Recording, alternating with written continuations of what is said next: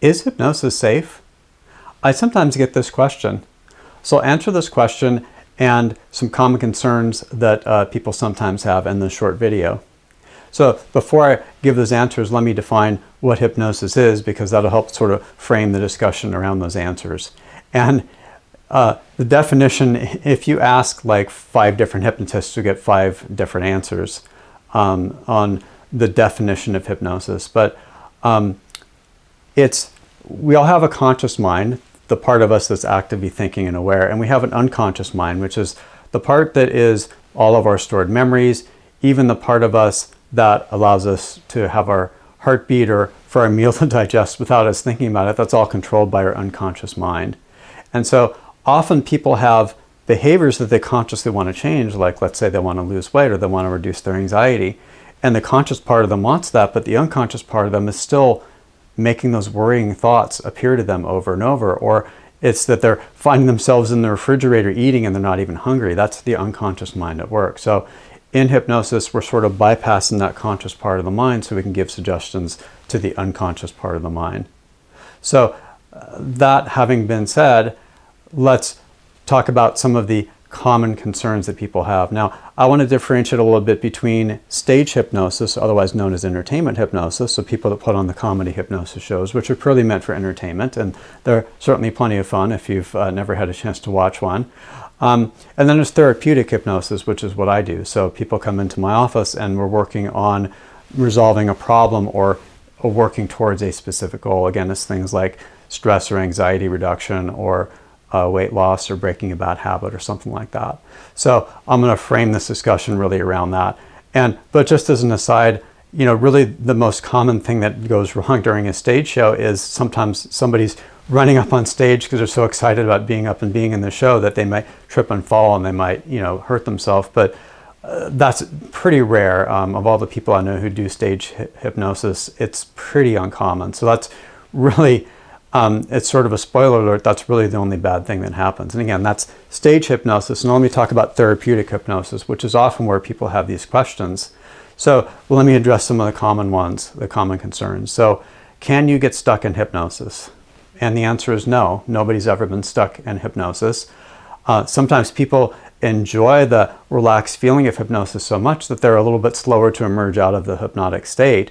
But often that's just a couple of minutes. They're just like, please, a couple more minutes of relaxation because my anxiety is finally gone and it feels so good.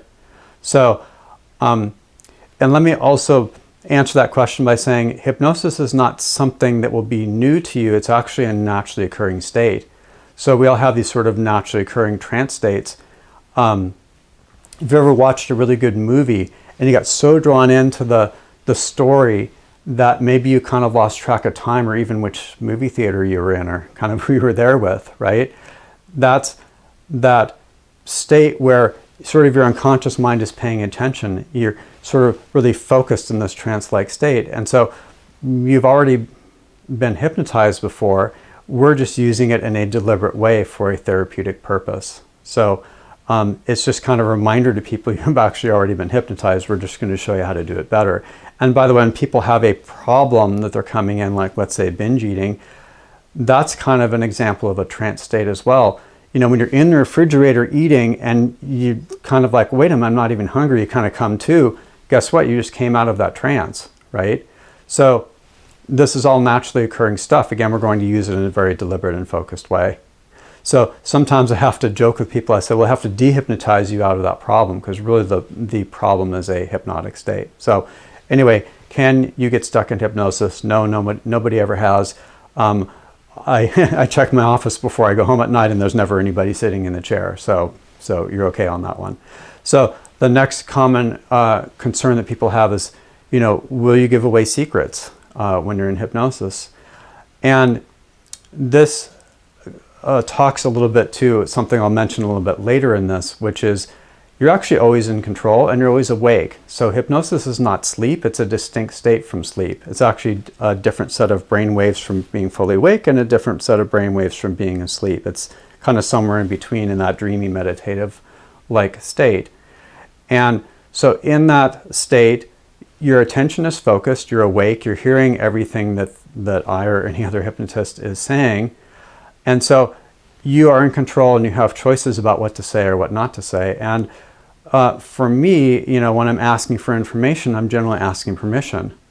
And I'm also always telling them that, if you don't want to say something, you don't need to say something. And oftentimes people will, when we're doing hypnosis, there isn't necessarily talking back and forth.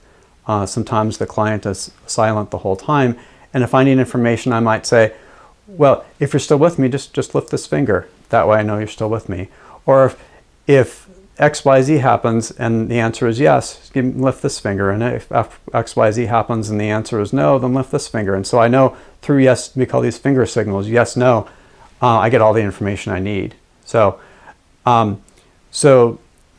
people don't give away secrets. Basically, you're in control. You don't need to say anything you don't want to say. You don't need to do anything you don't want to do. Which goes to the next one. This is a common concern is, will you lose control? And so the problem state is often when people show up, that's where they've lost control. So hypnosis really is regaining that control. You've lost control of the ability to control those negative thoughts. You've lost control of the ability to control your eating habits. And so really when you're in hypnosis, you're regaining control. You're focusing your attention intently on the suggestions that you're being given. And so you're regaining that sense of control in your life. And in terms of what's happening in the session, you're always in control. So you're not going to lose any kind of control in hypnosis. You're actually going to regain some control in that area of your life where you may have lost some of it. So the next common concern is, will the hypnotist make you do something that you don't want to do? So, will they make you cluck like a chicken or bark like a dog? And the joking answer to that is, well, not unless you want to. Because really, again, we're giving you suggestions that are related to your goal, right? If you want to reduce your level of anxiety, we will give you suggestions related to reducing that self-talk that's going on, for example, or sort of not making up, bad movies about things that are going to happen in the future in your mind. And also giving you suggestions around relaxing more, feeling more confident, or feeling more courageous, or again, things that will help you regain that control in your life. So that's really what we're doing in therapeutic hypnosis, is we're giving you suggestions that are just related to your goal. So, and another thing to be aware of here is around what you will or won't be doing and control and stuff like that is hypnosis is not something I do to you, it's something we do together. It's cooperative. So I'm making sure that the suggestions I'm giving you are related to your goal and that they land and that they're something that works for you. And it's cooperative. So before I guide you into the hypnotic state, I'm saying, yeah, are you ready to be hypnotized, right? So we make sure that there's an agreement there. So millions of people have been successfully hypnotized. Many people find it to be very relaxing. Sometimes when I merge people out of it, and in fact, often when I merge people out of it, they're like, wow, I haven't felt that relaxed in a long, long time.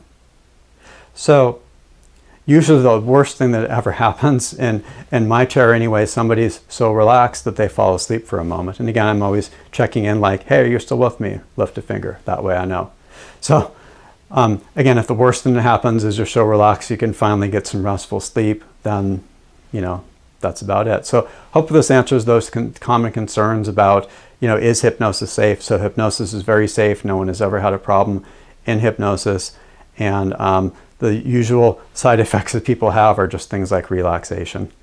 So if you want to learn more, you can contact me for a free consultation session. And in that session, we talk about your specific goals and how we can make hypnosis work for you. I'm Dan Ross from the Silicon Valley Hypnosis Center.